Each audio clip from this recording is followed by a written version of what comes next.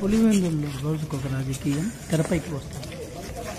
ప్రస్తుతం పులివెందుల జెడ్పీటీసీ ఎన్నిక రణరంగంగా మారడంతో టీడీపీ, వైకాపా పార్టీలకు చెందిన నాయకులు ఒకరిపై ఒకరు ఎత్తులకు పై ఎత్తులు వేసుకుంటూ ముందుకు సాగుతున్నారు.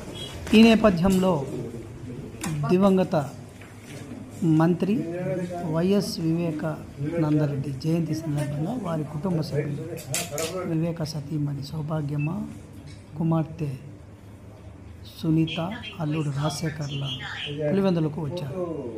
విషయం తెలుసుకున్న ఎన్డీఏ కూటమి నాయకుడు జమ్మలమడుగు ఎమ్మెల్యే ఆదినారాయణ రెడ్డి వారి ఇంటికి వెళ్ళి యోగక్షేమాలు అడిగి తెలుసుకుని పనిలో పనిగా వైఎస్ వివేకానందరెడ్డి జయంతి వేడుకల్లో పాల్గొన్నారు.